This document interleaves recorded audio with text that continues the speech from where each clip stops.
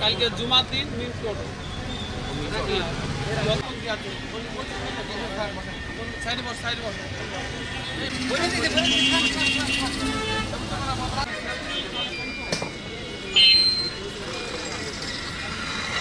অনেক রোদ্দুরের অনেক তাপমাত্রা বেশি, তাই পানি মনে করেন পানি খালি শরীরটার ভিতরে ভালো লাগতেছে, কারণ গরমের ভিতরে অনেক ঘামতেছি, গরমের ভিতরে কাজ কাম করা লাগে, তাই গরমে মানুষ অসুস্থ হয়ে যাচ্ছে। এখন এই কারণেই আমরা এই পানিটা খাচ্ছি যাতে শরীরের জন্য উপকার হয়। এতে স্যালাইন দেওয়া আছে, ট্যাঙ্ক দেওয়া আছে, শরীরের পক্ষে যাতে ভালো হয়। এই ঘাম বেরোচ্ছে, ঘামের জন্যে এই পানিটা খালি খাওয়ার পরে আমাদের একটু স্বস্তি পাচ্ছি। খুব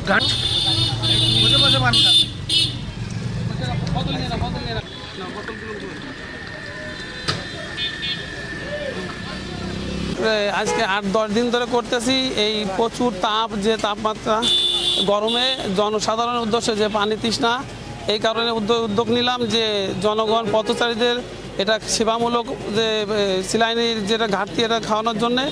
আর যতদিন গরম পড়বে এইভাবে আমরা আল্লাহর অশেষ রহমতে আমরা চালিয়ে যাব।